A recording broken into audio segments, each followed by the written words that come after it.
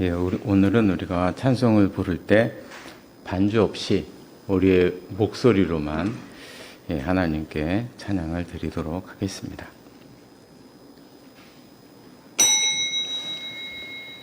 다 같이 묵도하심으로 주일 예배를 드리겠습니다. 여호와를 경외하며 그 도에 행하는 자마다 복이 있도다. 내가 내 손이 수고한 대로 먹을 것이라. 내가 복되고 형통하리로다. 아멘.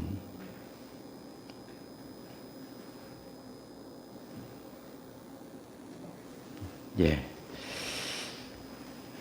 반주가 안 나올 때가 있어요. 안 나올 때가 있어요.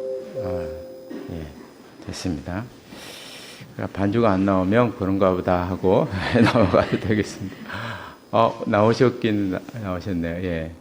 우리 홍 집사님이 뒤에 계신 홍 집사님 몸이 좀 갑자기 안 좋으셔가지고 겨울만 되면 좀 몸이 그러시네요. 그래서 우리 홍 집사님을 위해서 올 겨울에 잘 넘길 수 있도록 기도해 주시면 감사하겠습니다. 모두 일어나셔서 찬송가 1장, 찬송가 1장 부르시겠습니다.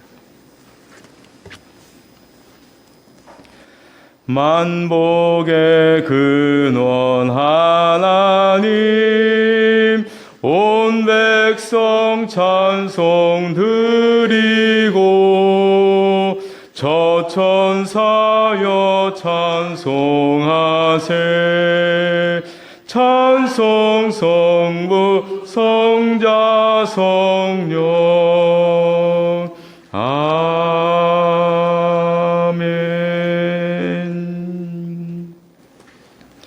교동문은 2번입니다.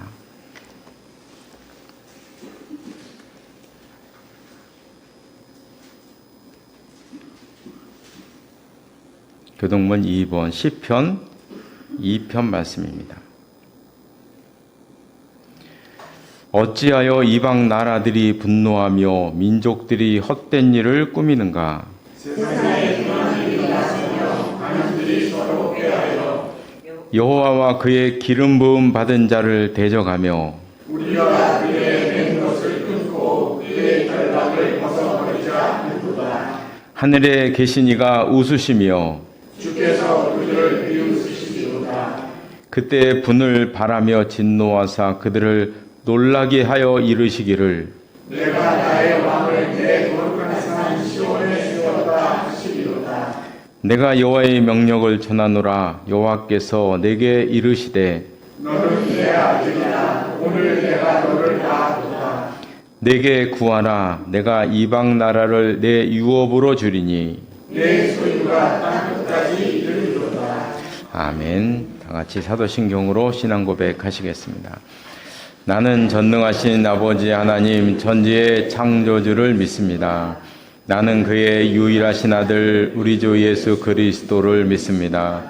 그는 성령으로 잉태되어 동정녀 마리아에게서 나시고 본디오 빌라도에게 고난을 받아 십자가에 못 박혀 죽으시고 장사된 지 사흘 만에 죽은 자 가운데서 다시 살아나셨으며 하늘에 오르시어 전능하신 아버지 하나님 우편에 앉아 계시다가 거기로부터 살아있는 자와 죽은 자를 심판하러 오십니다. 나는 성령을 믿으며 거룩한 공교회와 성도의 교제와 죄를 용서받는 것과 몸의 부활과 영생을 믿습니다. 아멘. 자리에 앉으시기 바랍니다. 잠깐 기도하시겠습니다. 하나님 아버지, 지난 한 주간 동안도 저희들을 인도하셔서 오늘 함께 모여 예배드릴 수 있도록 인도하시니 감사를 드립니다. 옛날 선지자들과 사도들이 두렵고 떨림으로 하나님 앞에 섰던 것처럼 저희들도 경외심을 가지고 하나님을 만날 수 있도록 인도하여 주시옵소서. 저희들 소금과 같이 세상을 참된 진리로 짜게 하며 빛과 같이 살기를 원하지만 부족해서 허물과 상처를 가지고 살아갈 때가 참으로 많습니다. 저희들의 상처와 허물을 씻어주셔서 늘 온전함을 회복할 수 있도록 함께하여 주시옵소서. 며칠 후면 비상기염이라는 큰 사건이 일어난 지 1주년이 되는 날입니다. 이 나라가 어디로 가는지 두려움과 혼란이 커지는 상황이었지만 하나님께서 함께 하셔서 그 혼란 가운데서 또 이 나라와 민족을 지켜주시고 세계의 일원으로 다시 우뚝 설 수 있도록 그리고 앞으로 나아갈 수 있도록 인도하시니 감사를 드립니다. 하나님의 손길이 이 땅과 백성들에게 함께해 주셔서 이 나라에 다시는 이런 일이 발생하지 않게 하시고 하나님의 정의가 흘러넘치는 나라가 될 수 있도록 인도하여 주시옵소서.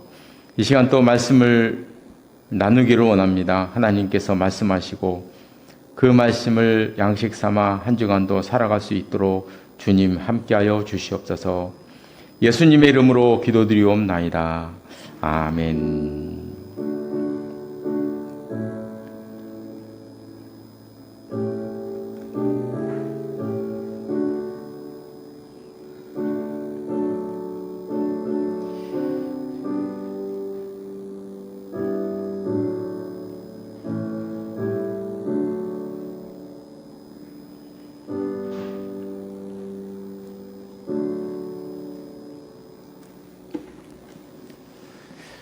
오늘 주시는 하나님의 말씀은 신약성경 요한복음 8장 말씀입니다.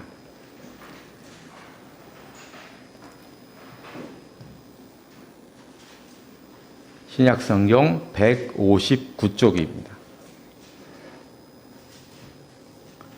요한복음 8장 31절과 32절 두 절 말씀입니다. 우리 짧으니까 두 절 말씀 우리 한 목소리로 함께 읽겠습니다. 31절, 32절입니다. 그러므로 예수께서 자기를 믿은 유대인들에게 이르시되 너희가 내 말에 거하면 참으로 내 제자가 되고 진리를 알지니 진리가 너희를 자유케 하리라. 아멘. 이 말씀 위에 하나님의 은혜가 함께 하시기를 바랍니다. 찬송가 314장 찬송가 314장 부르시겠습니다.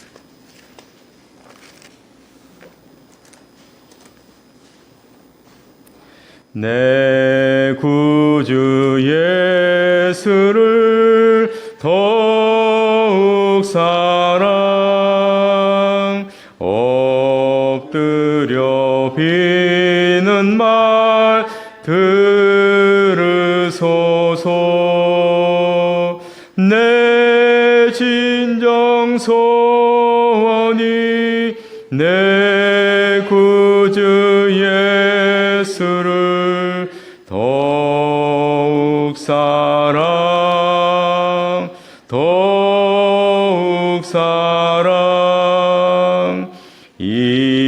이전엔 세상 나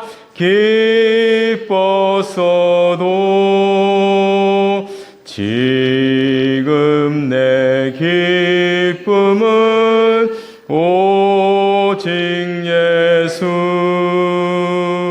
다만 내 비는 말 내 구주 예수를 더욱 사랑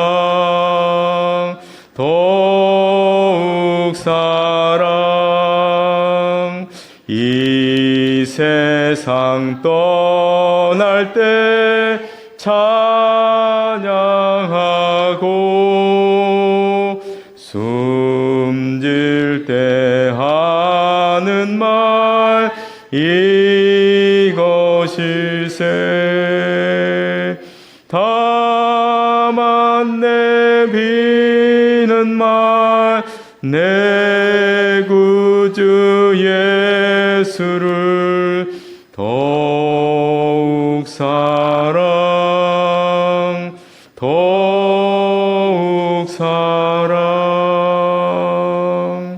아멘. 네, 오늘은 이제 성경 공부 무교 두 번째 날입니다. 마지막 오늘 정리하는 날인데요.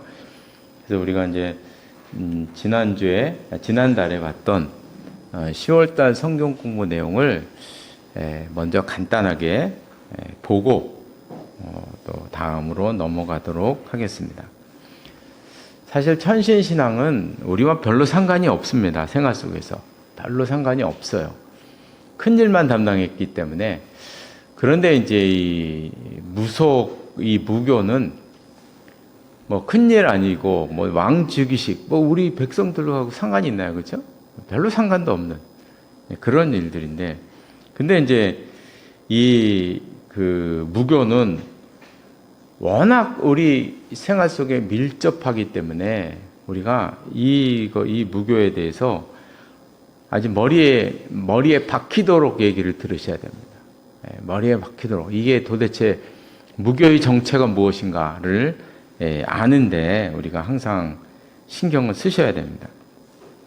그러니까 무교는 한마디로 말하면 모든 문제는 귀신에게서 온다는 거잖아요. 그래서 몇 병이 오거나 뭐 사업이 망하거나 안 좋은 일이 생기면 그건 이제 귀신 때문이라는 거잖아요. 그건 귀신 때문이다, 이렇게 보는 것입니다. 그래서 어깨가 아프다, 어깨가 막 무겁다, 그러면 이제 어깨에 귀신이 앉아 있다, 머리가 아프다, 너 머리에 귀신이 앉아 있어, 그러면 이제 통하는 그런 내용들이죠. 그래서 우리 인생의 가장 큰 문제는 우리에게 달라붙는 귀신을 이게 띄워버리는 건데, 띄워버리는 게 누가 하느냐? 이 무당이 하는 것이죠. 무당이 이제 그런 일을 하는 것입니다. 이 조직이 참 재밌는데, 한 무당이 보통 한 500가구에서 1000가구 정도 단골가가 있고요. 이 단골이라는 얘기가 아마 이 무당에서 나왔을 거예요. 저도 지금 기억에 가물가물한데 단골이란 말이 이 무당의 단골가에서 나오는 얘기일 거예요, 아마. 제가 아주 희미하게 기억한 건 그런데 그렇습니다. 그냥 자기 영역이 있는 거죠. 1년에 무당이 2번씩 방문을 했는데 1년 묵힌 그 집안의 그 귀신으로 인한 쓰레기를 내몬다, 그래가지고 1년에 2번씩 이렇게 방문을 했는데, 이런 것들이 교회에 신방이라는 이름으로 들어왔다. 근데 그런 거 없애야 되느냐? 그거 없애는 건 아니죠. 왜냐하면 좋은 기능이 있기 때문에. 그러니까 우리는 그런 안 좋은 생각을 버려야 되고요. 그래도 그나마 좋은 것들이 있거든요. 토착화된, 잘 접목된 것들은 우리가 뭐 받아야 되는데, 이게 이제 우리의 생각 속에 그런 걸 하면 우리 생각 속에 예전에 그 기억이 몸속에 배어있는 이 무속사상의 기운이 늘 나타나니까 이건 이제 경계해야죠. 그래서 보면은 대부분의 다 신방이 그 이유 때문이에요. 그 이유 때문. 이사신방. 그거 왜 합니까? 그 예전에 제가 그랬잖아요. 그 전에 살던 사람들 뭔 짓을 한 줄 알고 그냥 들어가 사냐. 몰아내야 된다는 거잖아요. 그게 이사신방의 시초 아닌가요? 그죠? 그런 거거든요. 저는 그런 얘기 참 많이 들었어요. 그 전에 그 집에 사람이 뭔 짓을 했고 어떻게 했는지 모르는데 어떻게 들어가 사람을 믿는 사람이 몰아내야지, 이런 생각으로 이사신방 하는 거예요, 예전에. 요즘은 그냥 습관적으로 하니까 모르겠는데, 하여간 이 신방에 상당한 영향을 미친 게 바로 무속사상이다 하는 거죠. 무교를 볼 때 정말 중요한 게 그 다음이죠. 무교의 성화. 그것이 기독교 교리에 어떤 영향을 미쳤는가죠. 그 무교의 성화라는 게 뭐냐? 성화라는 게 있느냐? 성화라는 게 없죠, 거기는. 없는데, 하여간 그냥 억지로라도 끄집어내면 죽기죠, 죽기. 귀신을 쫓아내는 거. 내 몸에 달라붙어 있는 귀신을 쫓아내야 병도 나가고, 사업 안 되는 것도 없어지고, 졸음막이 나가고, 무슨 담배막이 나가고, 술막이 나가고, 이러는 거잖아요. 그죠? 그러니까, 그 무교의 성화는 죽기죠. 귀신만 나가면 귀신만 떨어뜨려내면 만사형통이 되는 거니까. 그러는 거죠. 이게 이제 기독교에 직접적인 영향을 미쳤잖아요. 어떤 영향을 미쳤냐? 회개가 축기로 변하고, 구원이 저주에서 해방되는 것으로 변했다. 아주 심각한 영향이죠. 이건 뭐 완전히 우리의 기독교 복음의 근본적인 진리를 변제시키는 거잖아요. 회개가 죽기로 변했고 구원이 저주에서 해방으로 변했다. 이거 완전히 악영향을 미치게 되었습니다. 그 다음에 이제 우리 무당신앙의 영향으로 들어가서 이제 오늘 것과 이제 연결되는 건데, 가장 큰 영향은 이 조선시대 유교는 고난 문제에 아주 무관심했어요. 맨날 정치 싸움만 하느라고, 당파 싸움만 하느라고, 그들은 그 인간사의 그 생활 문제를 아주 저급한 것으로 여겼고, 매일 정치 싸움만 하느라고 돌보질 않았어요. 이러는 가운데 우리 민중들의 친구가 된 것이 바로 무당이었다. 그 유교가 너무나 갇힌 사회잖아요. 갇힌 이 사회에서 해방감을 주는 유일한 곳이 굿이었어요. 조선시대는. 굿은 남녀 칠세 부동석이라는 이런 게 파괴되는 장소잖아요. 완전히 파괴되는 장소예요. 다 모이니까. 해방감을 맛보는 그런 민중들의 친구가 되었다. 그래서 어떻게 보면 이게 무교는 진짜 안 좋은 거지만 긍정적인 면을 하나 이렇게 끄집어낸다면 그 면이에요.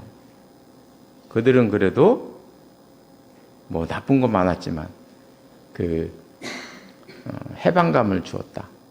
그리고 민중이 어려울 때 친구가 돼 주었다 하는 요점. 요게 이제 긍정적인 면. 그것 때문에 지금까지 명맥을 이어오면서 계속 우리 생활 속에서 우리를 괴롭히는 거죠. 특히 여성들에게 많은 영향을 주었는데 이 조선시대의 여인들은 너무 힘들었죠. 그 삶이. 우리가 너무나 잘 아는 것처럼. 육아도 해야지, 시부모도 봉양해야지, 주방일도 해야지, 빨래도 해야지, 밭일도 해야지. 다 해야잖아. 다. 그리고 이 시댁 식구들의 억압이 얼마나 컸나요? 엄청나게 컸다는 거죠. 그러니까 이 여인들은, 조선시대 여인들은 어떻게 살았는지는 모르겠어요. 그 스트레스, 우리나라에만 있는 화병에 도진 그 원인이 되는 거잖아요. 이 스트레스. 근데 이 스트레스를 도대체가 풀 데가 없어요. 여인들은. 왜냐하면 친정에도 못 가지. 친정에는 못 갔잖아요. 그럼 그렇다고 어린 시절 친구들을 만났나? 어떻게 만나요? 아무것도 할 수가 없는 거예요. 다 묶여 있는 거예요, 여인들은. 갈 수 있는 곳은 무당밖에 없는 거죠. 무당밖에 없는 거예요, 여인들은. 그래서 무당의 힘으로 이제 한풀이를 했는데, 정말 중요한 것은 여성들이 가질 수 있는 조선시대의 전문직은 무당밖에 없었다. 무당이 되면 남자들도 자기들 앞에서 무릎을 꿇었잖아요. 얼마나 이게 통쾌한 일입니까? 여인들에게는 이거 통쾌한 일인 거예요. 그 남자들이 자기들 앞에서 무릎을 꿇고, 그리고 또 아주 고관대작들의 부인들이, 고관대작들이 자기들의 앞에서 머리 숙이고 손을 조아리고, 여인들에게는 뭐 더 없는 전문직이죠. 그래서 여인들에게 엄청난 영향을 미칠 수밖에 없었다는 것이죠. 그 다음에 이제 오늘 새로 볼 게, 귀신의 힘을 과도하게 평가하게 되었다는 거죠. 천신사상은 전에 말씀드린 것처럼 너무 깨끗한 것을 이렇게 강조하다 보니까 죄 컴플렉스를 만들어냈어요. 그냥 죄 컴플렉스야. 이건요. 근데 무교는 귀신 컴플렉스를 만들어냈어요. 귀신을 너무나 두려워해요. 우리나라 사람들은 귀신. 있지도 않은 귀신 같고 너무나 무서워하는 거예요. 그래서 귀신이 너무나 힘이 강한 존재이기 때문에 자기 힘으로는 쫓아낼 수 없다고 이렇게 생각을 하는 거예요. 어떻게 해야 되냐? 더 큰 사람, 자기보다 더 큰 사람. 무당이 와야 쫓아낼 수 있다고 생각을 해요. 옛날부터 우리는 그냥 태어날 때부터 무의식적으로 이렇게 생각을 해요. 귀신은 더 큰 사람, 더 큰 존재가 와서 쫓아내야 돼요. 그래서 한국교회는요, 과도하게 목사에게 의존해요. 영적인 일을. 너무나 과도하게. 왜냐하면 우리 성도님들은 한결같이 얘기하는 게 있어요. 내 기도는 약해요. 그런데 목사님의 기도는 강하잖아요. 이렇게 얘기하잖아요. 그죠? 이게 얼마나 잘못된 인식인지 몰라요. 자기 기도는 다 약하대. 우리 성도님들은요, 내 기도는 다 약하다고 생각해요. 항상 더 큰 사람에게 기도를 부탁을 해야 된다고 생각을 하는 거예요. 그런 의식. 과도하게 목사에게. 그렇지 않나요? 그렇게 생각하잖아요. 그게 다 심정적으로 우리 마음속에는 그게 다 있는 거예요. 나보다 더 큰 무당이 와서 쫓아내야 된다는 그 인식이 어릴 때부터 이렇게 몸에 스며져 있는 거예요. 그러다 보니까 내 기도는 약해. 이렇게 생각을 하게 된다는 것이죠. 그래서 영적인 일은 종교 지도자의 몫이라고 이렇게 딱 생각을 해버리는 거예요. 그래서 우리나라는 만인 제사장설이 서지를 않아요. 성경에는 너희 모든 믿는 자들이 다 하나님 앞에서 제사장이다 이렇게 말씀하셨는데 그 만인 제사장이라고 제사장설이라고 얘기하는 너희가 각자가 하나님 앞에서는 독특한 존재이고 하나님 앞에 개인적으로 하나님을 만날 수 있는 그 영적 존재이고 그런 삶을 살아야 된다 이렇게 얘기했는데 우리나라는 그렇지가 않아요. 내가 어떻게 하냐 내가 어떻게 해.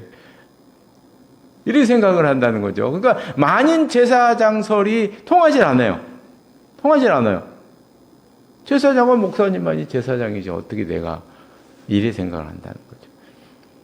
그래서 귀신을 너무 과도하게 생각하니까 이런 현상까지도 벌어지고 그리고 또 귀신론이 기독교교리의 중심으로 탈바꿈되었다 하는 거죠.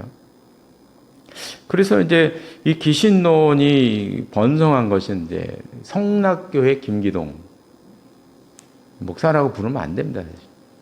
김기동 때문에 그런 거죠. 김기동이 만들어낸 귀신론.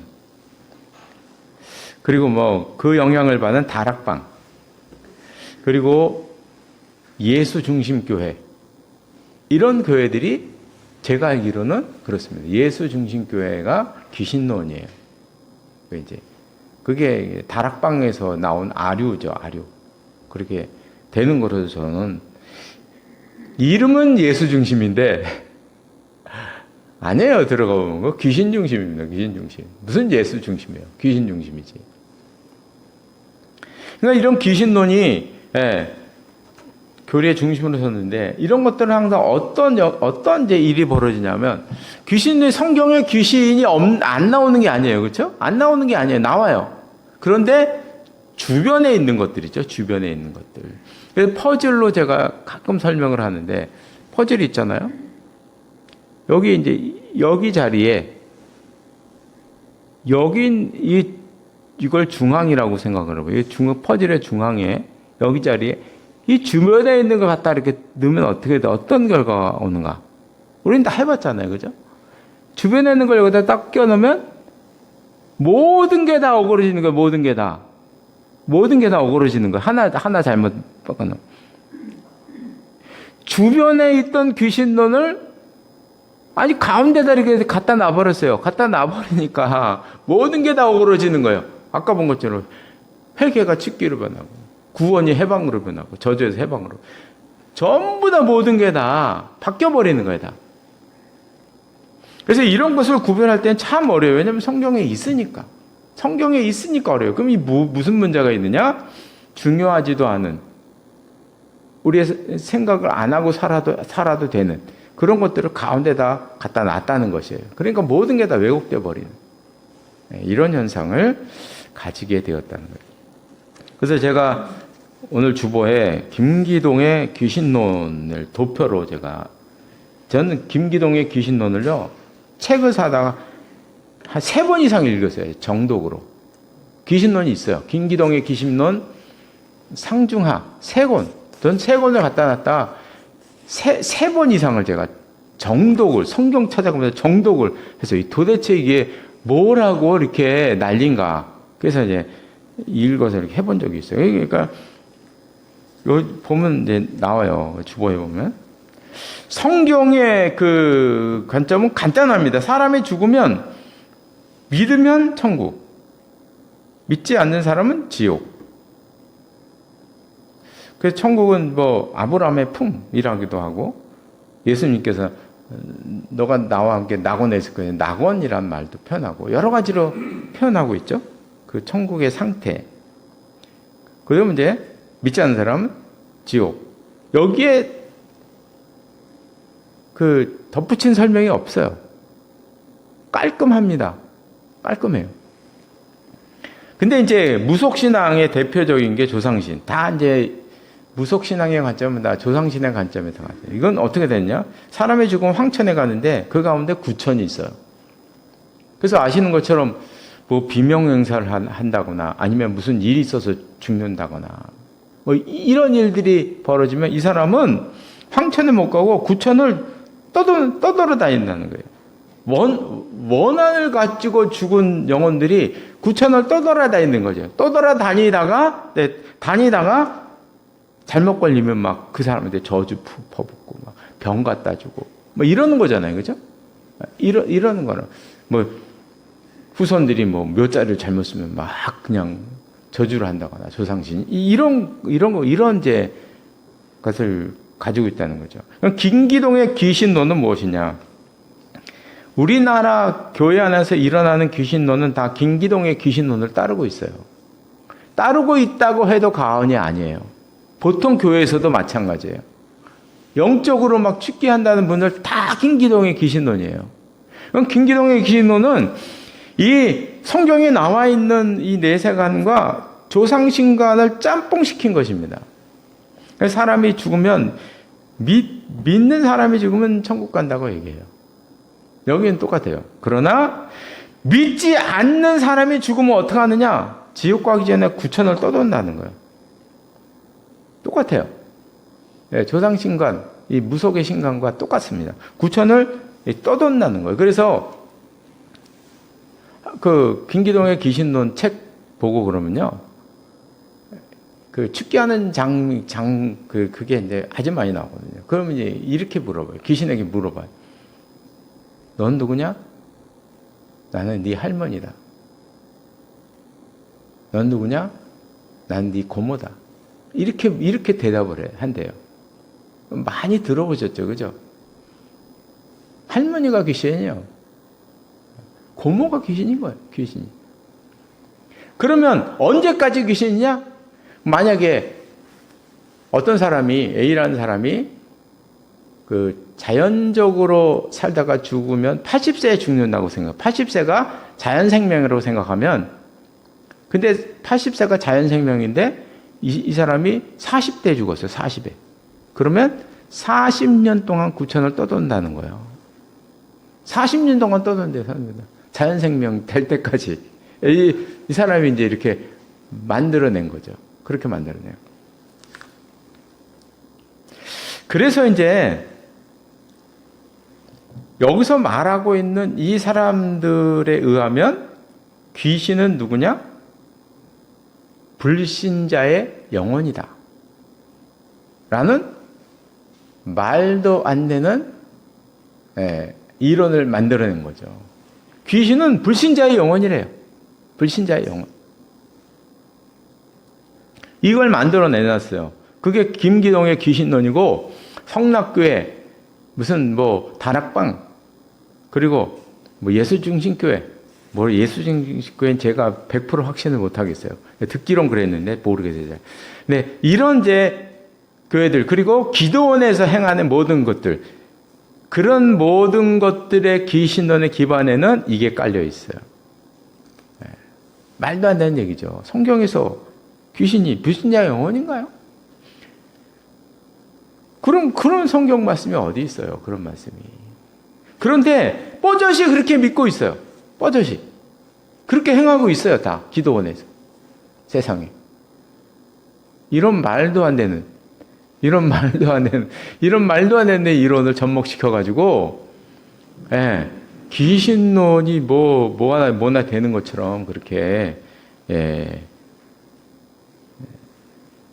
그래서 우리나라는 귀신론이 구원론을 대체해버리는, 예, 말도 안 되는 일들을 벌이고 있다. 그래서 이런 것들은 다 배격해야 됩니다. 다 버려야 돼요. 성경적이지 않습니다. 다 버려야 됩니다. 그래서 보면은 우리나라 귀신론은요, 그 무속신앙이에요. 귀신론을 외친 데는 다 그 무속신앙이다, 100% 무속신앙이다, 이렇게 말해도 거의 틀림이 없어요. 거의 틀림이 없어요.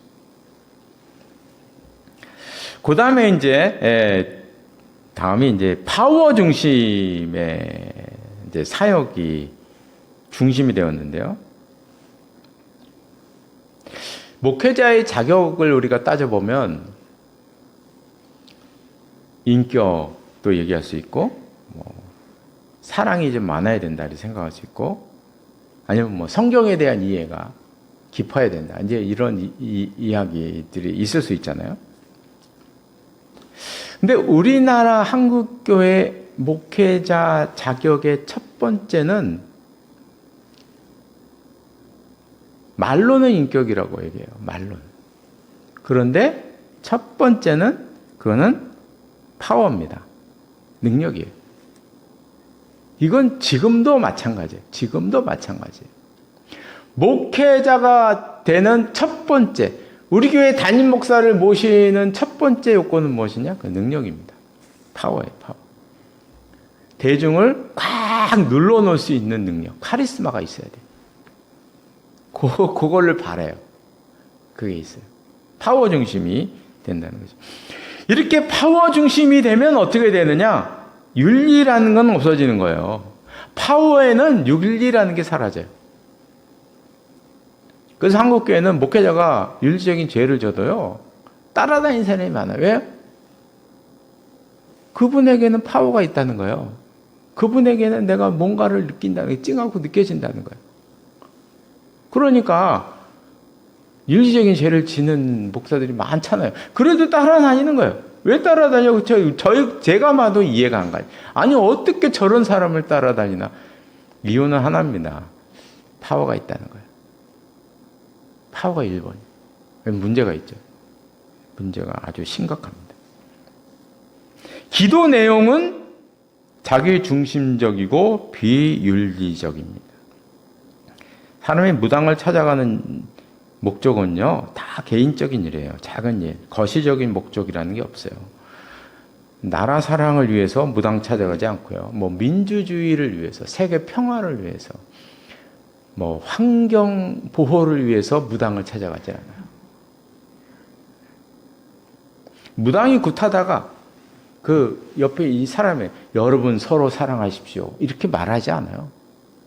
여러분 환경을 보호하십시오, 세계 평화를 위해서 여러분들 힘쓰셔야 합니다. 무당은 그런 얘기를 절대로 하지 않죠. 그런 얘기하는 무당 보신 적 있나요? 네. 무당은 그렇지 않습니다. 항상 이기적이고 자기에게 복이 되는, 돈이 되고 병이 낫는 그런 걸 하는 거죠. 그래서 이런 영향을 받아서 교회도요, 옆 교회가 망해도 내 교회만 부흥하면 되는 거죠. 이게 현실이에요. 옆 교회 망해도요, 내 교회만 부흥하면 돼요. 우리 교회는 이기주의 집단입니다. 각 개교회는 이기주의 집단이에요. 그래서 형제가 없어요. 교회끼리 형제가 없어요. 이건 경쟁의 대상이지. 경쟁이 돼. 그래서 연합이 안 되는 거예요. 한국교회는 연합이 안 돼요. 제일 큰 문제예요. 연합이 안 돼요. 그래도 천주교는 교황이 있잖아요. 추기경이 있잖아요. 그죠? 교회는 없어요. 왜냐하면 뭐 총회장이라고 힘이 있나? 절대 그렇지 않아요.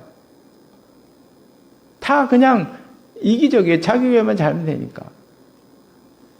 이런 이기적인 이런 것들이 다 이 무속적 기도 여기서 나오는 거죠. 알고 보면 여기서 이런 것들이 이렇게 나오고 있어요. 그래서 연합이나 이런 거에 대해서 많은 말로 강조하고 예전부터 얘기도 하고 막 하는데 안 돼요. 참 문제가 있죠. 그래서 우리만이라도 좀 이런 거에서 좀 벗어나야 되는데, 그리고 너무 과도하게 자기 교회가 자기 목사를 우상화시켜요. 물론 자기 교회를 제일 좋아하고 자기 목사를 제일 좋아하는 거에 대해서는 뭐 별 이야기가 없는데, 이걸 막 너무 그러니까 다른 교회 목사 보면 저건 뭐처럼 보이잖아 거예요. 이런 의식들. 제가 너무 과도하게 얘기하나요? 근데 우리 마음에 그런 게 있잖아요. 그렇잖아요? 교회끼리 경쟁이라는 게 다 그런 거죠. 그런 게 너무 뿌리 깊게 온 게 이게 다 무속적인 그 영향에서 오기 때문에 그래요. 이게 너무 뿌리 깊이 박혀서 우리는 잘 몰라요.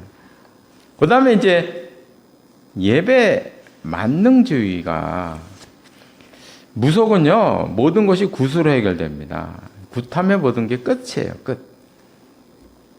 왜냐하면 귀신만 쫓아나면 다 끝나는 거니까. 굿하면 끝입니다. 근데 이런 의식이 예배에도 들어오는 것 같아요. 그래서 예배가 모든 것을 해결한다고 생각을 하는 경향이 많이 있어요. 특히 이게 목사님들에게 이야기를 저는 참 많이 들어요. 예배, 만능주의. 그래서 보면은 우리가 교회를 한번, 교회의 모습, 모이는 그런 것들을 한번 우리가 이제 생각을 해보는 거예요. 생각을 해보면. 모든 것이 다 예배화 돼가고 있어요. 기도회도 예배화되고 있고요. 새벽 기도회도 예배예요. 수요 기도회도 수요 예배예요. 예배 형식을 다 갖춰요. 한번 보세요. 이렇게 이름은 수요 기도회인데 예배예요, 사실. 새벽 기도회인데 예배예요. 예배로 하잖아요. 예배 형식으로 하잖아요. 그죠? 다 그렇게 해요. 찬양 예배도 주일 저녁 찬양 예배. 원래 그 찬양 배우려고 하는 모임으로 모였대잖아요. 그것도 예배가 됐잖아요. 그죠? 예배예요, 다. 다 예배화 되고 있고. 신방가도 예배 드리잖아요. 병문안 가도 예배 드리죠. 다 예배 드리잖아요. 수요 성경 공부도 예배예요. 개업하는데도 예배를 드려요. 다 예배예요. 저는 예전부터 이상하게 생각한 게, 다음 주에 우리도 이제 재직회를 하겠지만, 주일 예배를 드렸잖아요. 끝나고 재직회 드리면 재직회 때 또 예배를 드려요. 당회 하잖아요. 당회 때 또 예배 드려요. 여전대 모이잖아요. 여전대 회의 앞에 또 예배 드려요. 경건회라는 명목으로 다 예배 드려요. 어디서 잔치를 해서 하잖아요?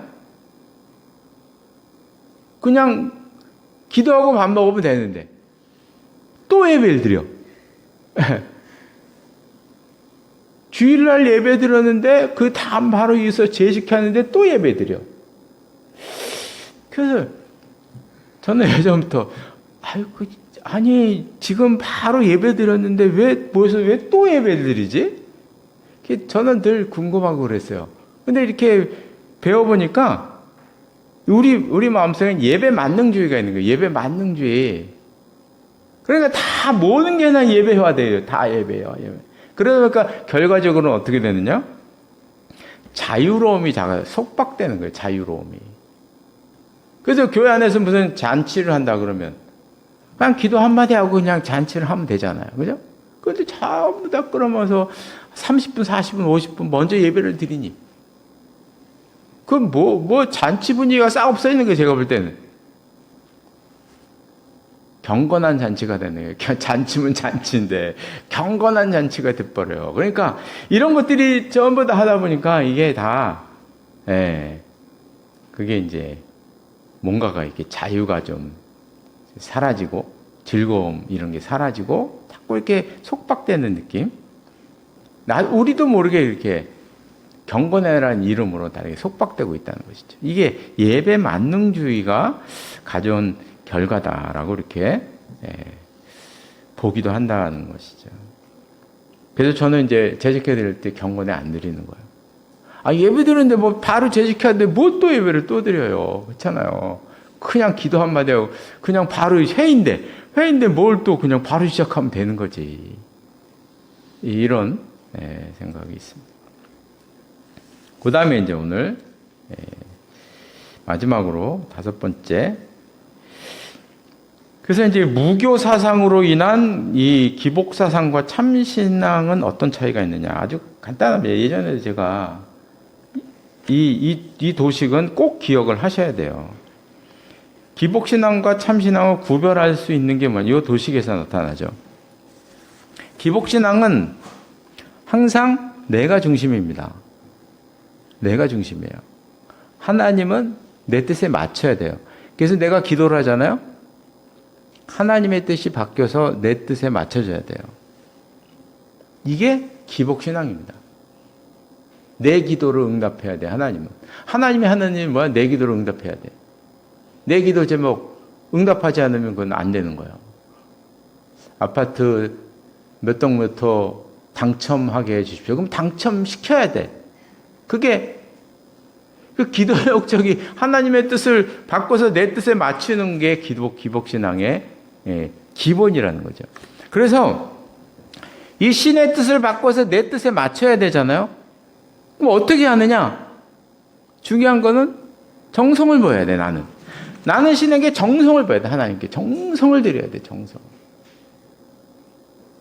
이것이 기복신앙의 도식입니다.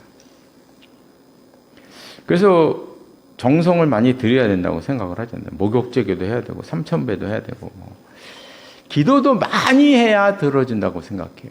기도도 나 혼자 하는 것보다 100명이 막 한꺼번에 때로 몰려가서 해야 된다고 생각을 해. 이런 의식들.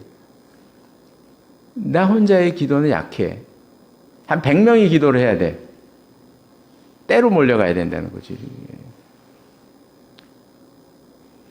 노조도 아니고 뭡니까 그게 다.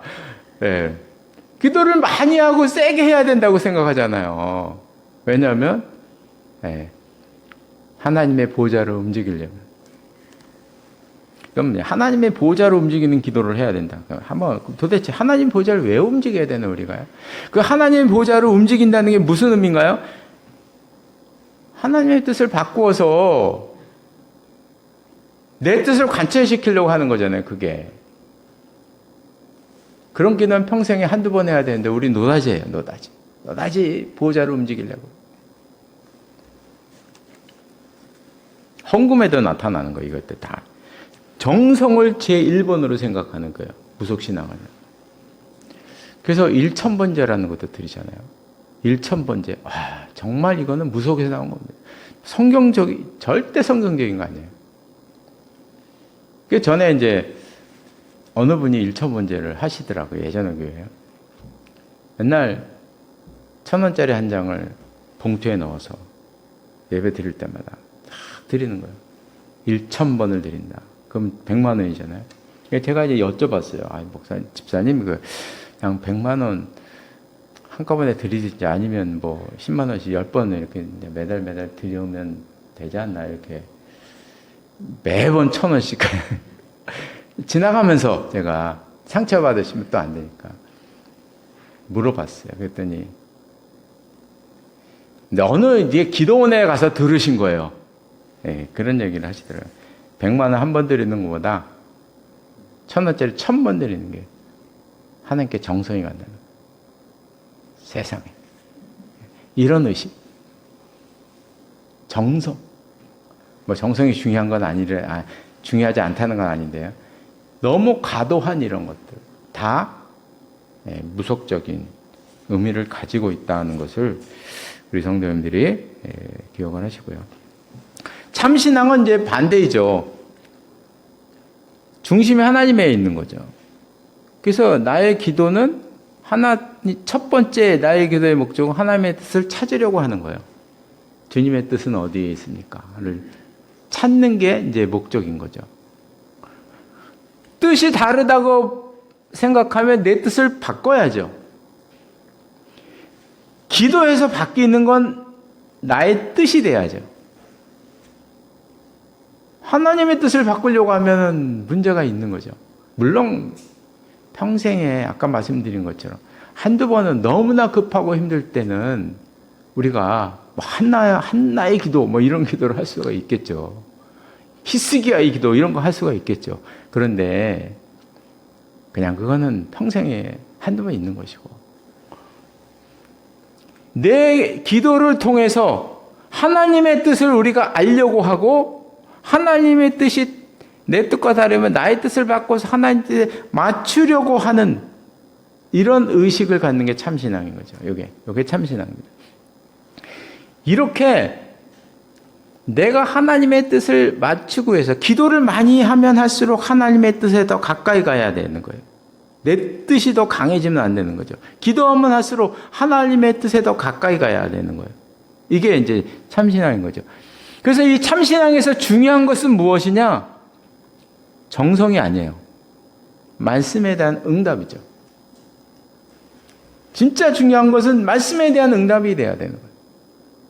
이것이 참신앙의 핵심입니다. 그래서 우리가 예배를 드리는데 예배에서 가장 중요한 것은 말씀에 대한 응답. 예배 시간에 말씀에 대한 응답 없으면 그 예배는 의미가 없는 거예요. 말씀에 대한 응답 없는 예배는 의미가 없어요. 그냥 앉았다 가는 거죠. 그냥 시간 채우고 가는 거죠. 주일날 나 교회 왔다 갔다 하는 그 명목을 세우기 위해서 하는 거죠. 그 뭐 더 큰 의미 있나요? 그런 게 되는 것입니다. 그래서 저는 예전에 제가 청년 시절에 이런 얘기를 정말 많이 들었어요. 어떤 얘기를 많이 들었냐면, 설교는 못 들어도 축도는 받아야 한다. 이 얘기를 저는 너무나 많이 들었어요. 청년 때. 그리고 사역할 때도 저는 성도들에게도 많이 들었어요. 설교는 못 들어도 축도는 받아야 된다. 그래서 저는 세상에 그런 무속적인 말이 없죠.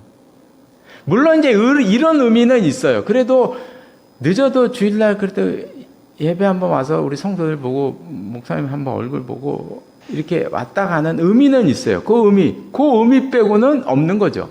그 무슨 의미입니까 그게? 설교는 안 들어도 말씀에 대한 응답이 없는데 말씀에 대한 응답이 없는데 그게 무슨 예배인가요?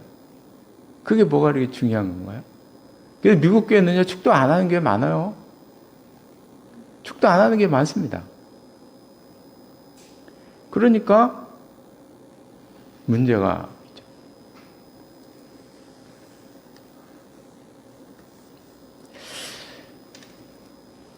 저 이제 성경 말씀 한 곳 찾아보고 이제 마치겠는데요. 구약 성경 잠언 28장 942쪽입니다. 구약 성경.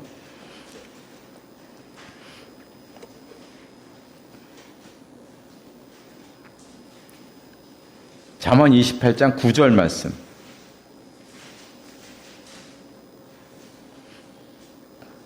이 말씀이 구약 성경에서는 상당히 중요한, 즉 이제 항상 성경 해석할 때 구약 성경은 문자대로 해석하면 안 된다는 말씀을 항상 드리는데, 근데 이 말씀은 구약 성경 가운데 상당히 좀 복음적이고 그런 말씀이에요. 28장 9절 다 함께 읽겠습니다. 사람이 귀를 돌려 율법을 듣지 아니하면 그의 기도도 가증하니라. 구약 시대에도 이런 것은 계속 통용이 됐어요. 하나님의 말씀을 듣지 않은 기도는 가증한 것이죠. 말씀 없는 모든 신앙생활은 가증한 거예요. 말씀 없는 기도, 그것도 가증한 것이죠. 하나님의 뜻을 구하지 않는 기도, 가증한 거죠. 무당 앞에서 비나이다 하는 건 똑같은 거예요. 그러니까 이 율법을 듣지 아니하면 그의 기도도 가증하니라. 찬양도 마찬가지고 예배도 마찬가지고, 여기서 율법이란 말씀은 우리는 복음이라고 생각하시고 말씀이라고 이렇게 생각을 하시면 바로 적용이 되는 거예요. 모든 게 다 가증. 왜냐하면 하나님의 말씀에 대한 응답이 없기 때문에 그건 가증한 것입니다. 그래서 오늘 우리가 읽었던 요한복음 8장 31절 2절, 이거 너무나 유용한 말씀이죠. 예수님께서도 말씀하시잖아요. 진리가 너희를 자유롭게 하리라. 진리를 알지니 진리가 너희를 자유롭게 하리라. 우리 신앙의 진정한 자유는 진리에서 오는 것이다 하는 것을 성도님들이 꼭 기억하시기를 바랍니다. 이제 말씀을 정리하겠는데요. 지금까지 한국 종교 가운데 무속을 이긴 종교가 없어요. 불교도 무당화되었고요. 유교도 무당화되었고요. 유교도요, 그렇게 고고한 척 했지만 사실 조상신 만들어냈잖아요. 그죠? 조상신 만들어냈잖아요. 무당화된 거죠. 무속화된 거죠. 그래서 이제 남은 건 교회입니다. 교회는 어떻게 될 것인가? 지금 어떻게 되어 가고 있는가? 우리가 이걸 심각하게 생각을 해서 이 무속 세상은 이건 뿌리채 뽑아버려야 되는 거예요. 뿌리채 뽑아버려야 돼. 우리가 늘 마음속에 간직하는 우리 모두가 되시기를 바랍니다. 기도하시겠습니다. 하나님 아버지, 우리 실생활 속에 너무나 깊이 들어와 있는 무속 종교, 무속 사상에 대해서 생각을 해보았습니다. 우리가 알지도 못하게 우리가 무속 사상에 묻혀 살았던 것은 아닌가 생각해 봅니다. 저희들에게 은혜를 베풀어 주셔서 하나님의 말씀에 대한 응답이 없이 신앙생활하는 것은 참으로 무익하다는 이 말씀, 율법의 귀를 기울이지 않고 하는 기도는 가증하다는 이 사실을 우리가 기억하게 하시고, 늘상 하나님의 뜻과 하나님의 말씀을 앞세우며 살아가는 저희들의 삶이 될 수 있도록 인도하여 주시옵소서. 예수님의 이름으로 기도드리옵나이다. 아멘. 모두 일어나셔서 찬송가 342장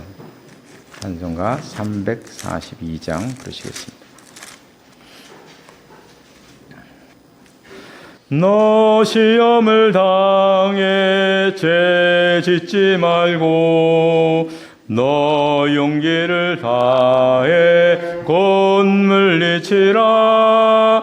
너 시험을 이겨 새 힘을 얻고 주 예수를 믿어 늘 승리하라. 우리 구주의 힘과 그의 위로를 빌라. 주님 내 편에 서서 항상 도우시리. 내 친구를 삼가 잘 선택하고 너행을 삼가 늘 조심하라. 너 열심을 다해 늘 충성하고 온 정성을 다해 주 봉사하라. 우리 구주의 힘과 그의 위로를 빌라. 주님 내 편에 서서 항상 도우시리. 잘 이기는 자는 상 받으리니 너 낙심치 말고 늘 전진하라. 내 구세주 예수 힘 주시리니 주 예수를 믿어 늘 승리하라. 우리 구주의 힘과 그의 위로를 빌라. 주님 내 편에 서서 항상 도우시리. 기도하시겠습니다. 지금은 우리 주 예수 그리스도의 은혜와 하나님 아버지의 사랑하심과 성령의 교제하심과 교통하심이 이 자리에 모여 예배드린 귀한 하나님의 사람들과 가정과 기업 위에 항상 함께 하시기를 간절히 축원하옵나이다. 아멘.